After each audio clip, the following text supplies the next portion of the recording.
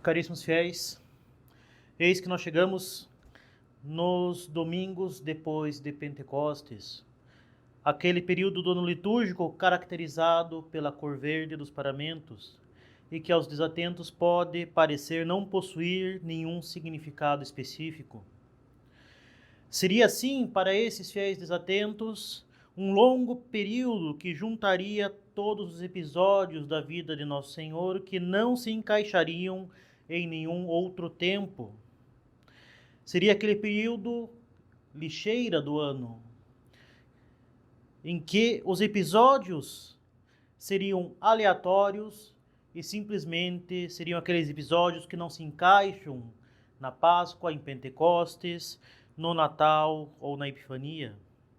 E assim acabam esses desatentos por passar esses poucos mais de 24 domingos que temos pela frente, como se fosse esse período um fluxo de consciência sem nexo nem ordem. E assim cada liturgia dominical seria uma surpresa. E assim parece esse tempo um tempo ordinário ou um tempo comum que não possui nada de particular. Caríssimos, este tempo que nós nos encontramos, este longo tempo, nada tem de comum nem de ordinário.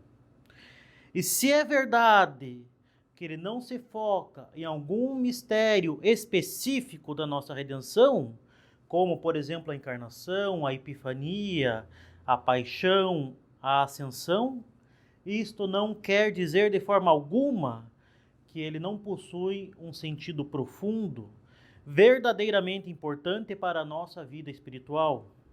Se a Igreja consagra um período tão extenso ao tempo em verde, é justamente devido à sua importância e às graças específicas que esse tempo encerra, assim como os demais.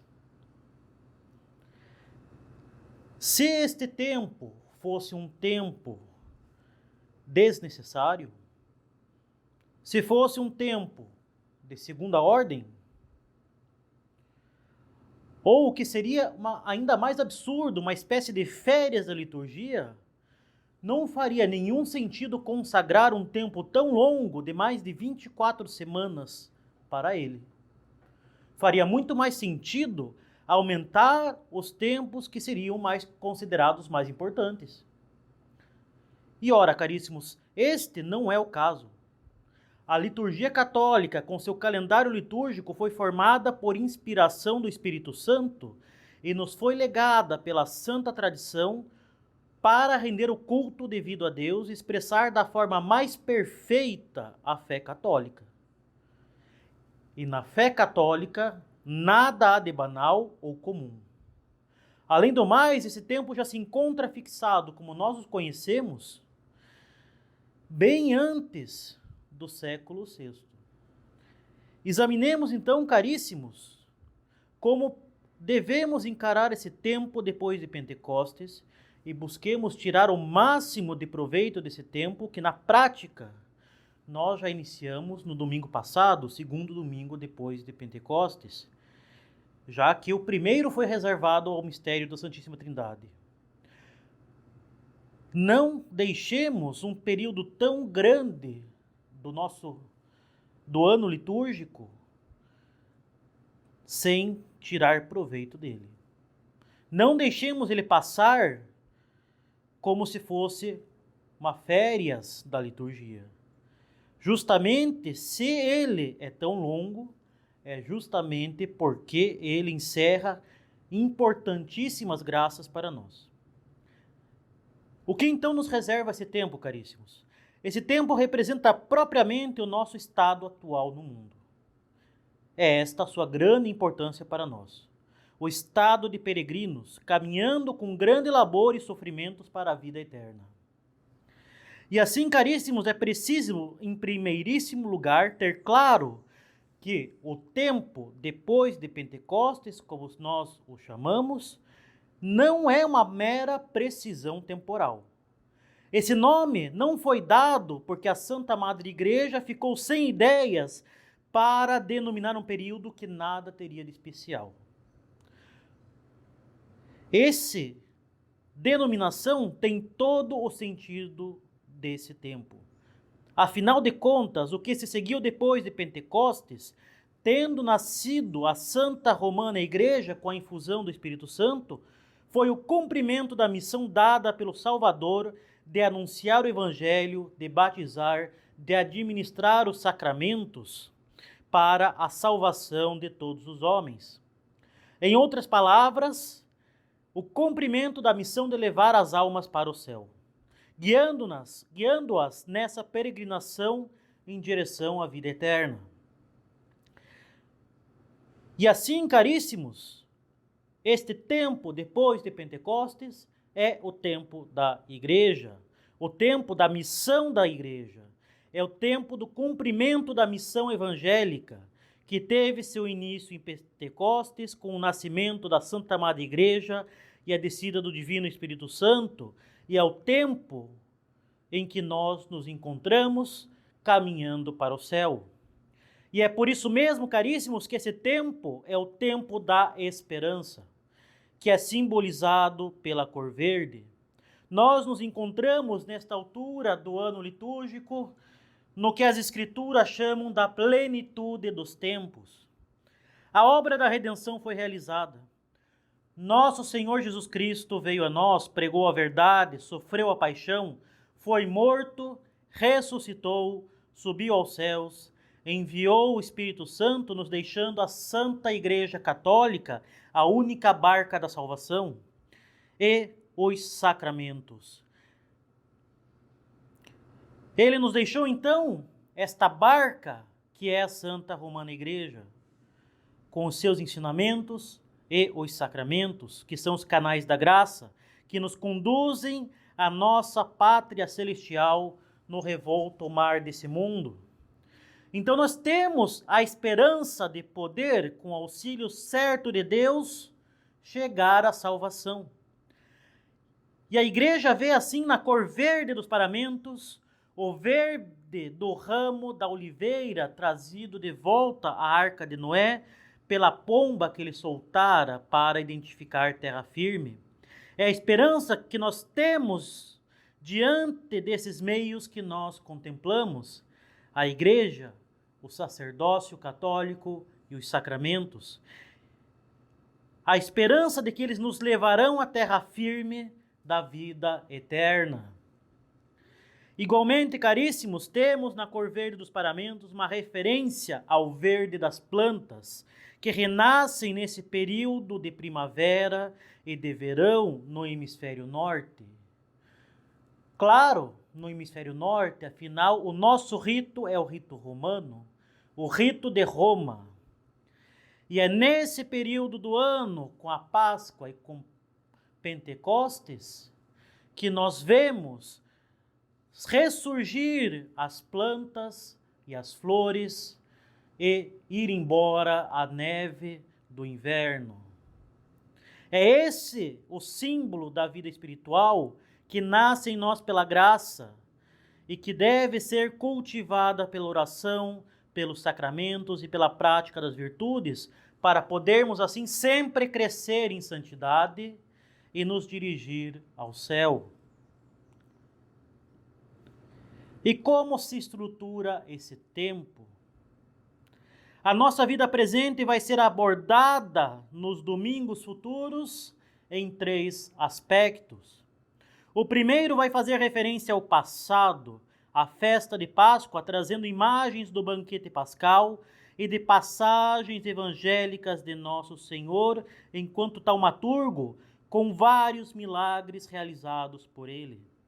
Assim, a igreja nos faz contemplar os efeitos salutares da redenção e da graça em nós, apagando a lepra do pecado e nos fortalecendo em nossas fraquezas, tirando-nos da escravidão do pecado e do exílio desse mundo, para nos fazer filhos de Deus e herdeiros do céu. A segunda etapa trata do presente, do nosso combate espiritual contra os inimigos da nossa alma, o demônio, o mundo e a carne. E do exílio nosso nesse mundo. E aí teremos, sobretudo, a apresentação da antítese entre o reino de Deus e a sinagoga de Satanás, diante da qual não podemos permanecer neutros, devendo sempre buscar reafirmar a soberania de Deus sobre nossas almas e sobre todo o universo em cada um de nossos atos. Enfim, a terceira etapa olha para o futuro, para a parousia, isto é, o fim dos tempos e o retorno glorioso de nosso Senhor Jesus Cristo, para o qual devemos estar sempre preparados. Pois teremos todos de prestar contas de nossa vida a Deus no momento do nosso juízo particular, que ocorrerá quando morrermos, ou seja, a qualquer instante. Assim, pelos diferentes episódios evangélicos apresentados, teremos para nossa contemplação os temas da regeneração da graça operada por Cristo, que nos une a Deus e nos dá a vida eterna. O combate que devemos travar nesse mundo contra os inimigos de nossa salvação. E, enfim, em terceiro lugar, o nosso fim último, que é o próprio Deus, diante de quem devemos prestar contas no final de nossa vida e que triunfará diante de toda a criação, restabelecendo toda a justiça no fim dos tempos. E é essa a mensagem do tempo depois de Pentecostes que nós contemplamos na missa do segundo domingo depois de Pentecostes. A epístola de São João afirma de forma patente que fomos tirados por Cristo da morte para a vida.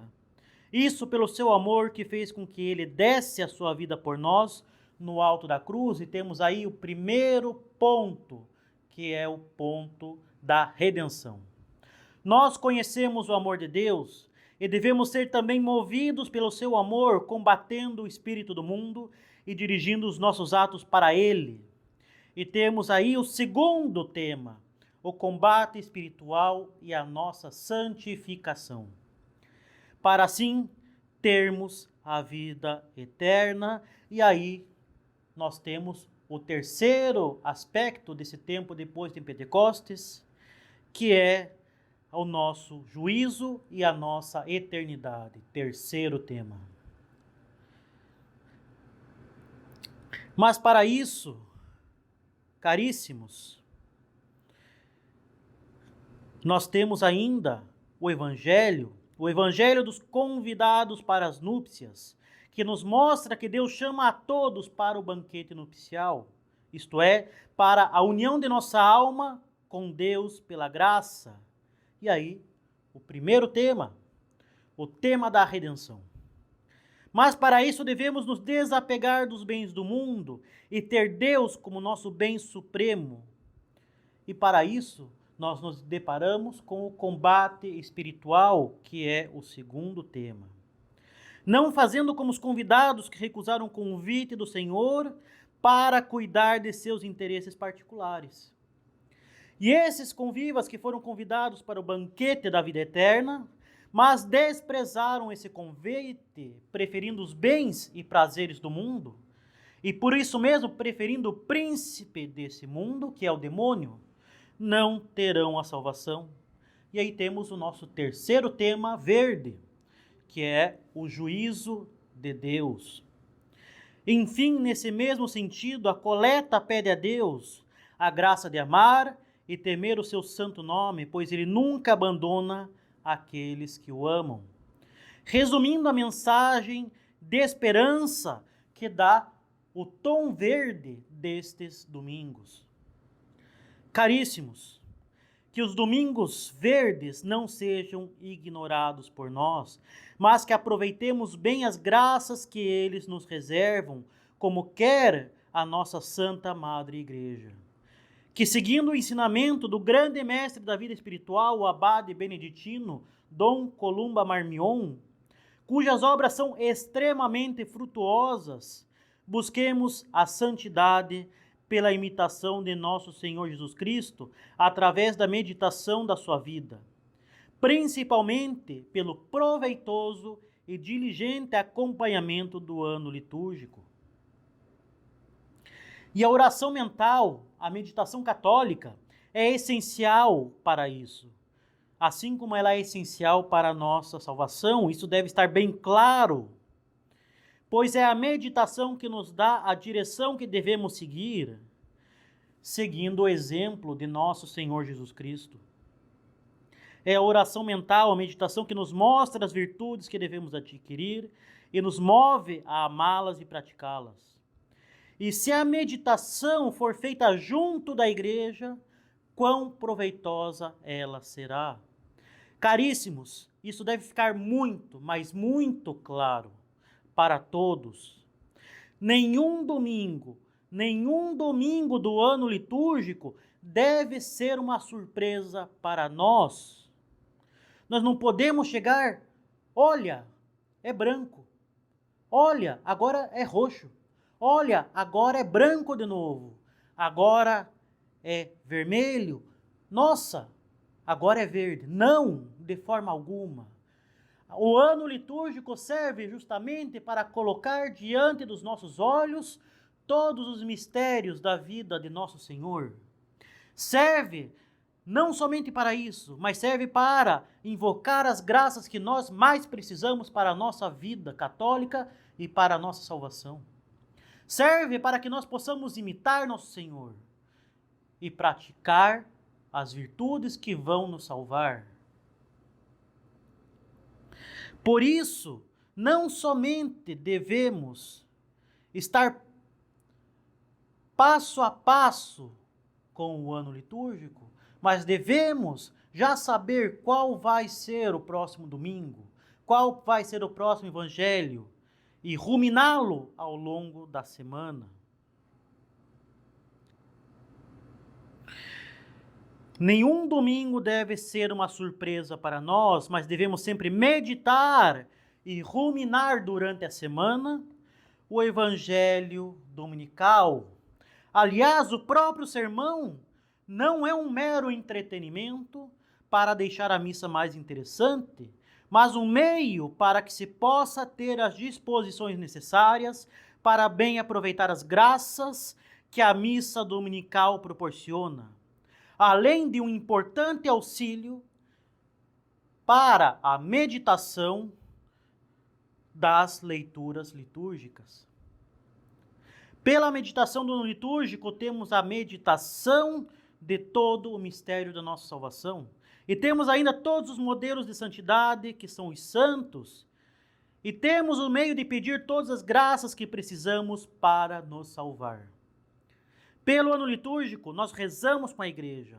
E nenhum desses tempos pode ser de alguma forma desprezado ou considerado um tempo comum de segunda categoria. Caríssimos, não desprezemos o verde. Não desprezemos a esperança. Que nesse tempo depois de Pentecostes estejamos cheios do Espírito Santo. Que nós possamos aproveitar melhor, não somente esses domingos em verde, mas o ano litúrgico como um todo, não somente acompanhando as missas pelo missal, não somente melhor aproveitando o sermão, mas buscando os meios de nos prepararmos e de ruminarmos ao longo da semana o Evangelho, a Epístola, as orações que passaram. Além disso, temos inúmeros meios hoje em dia à nossa disposição de buscarmos as meditações do ano litúrgico, sobretudo as meditações tão belas e tão frutuosas de Santo Afonso Maria de Ligório, as meditações de São Tomás de Aquino, além de que os próprios missais nos colocam à disposição reflexões muito proveitosas da liturgia diária. Busquemos estar cheios do Espírito Santo, como Nossa Senhora no cenáculo de Jerusalém, para nos associarmos plenamente como ela se associou à obra da nossa redenção. Busquemos sempre a graça de Deus e a imitação de Cristo pela oração, e que assim possamos combater o bom combate, para nos apresentarmos como bons soldados diante de Cristo nosso Senhor, com uma grande esperança, uma grande e verde esperança, de gozarmos com Ele da bem-aventurança eterna. Louvado seja nosso Senhor Jesus Cristo. Em nome do Pai, do Filho e do Espírito Santo. Amém.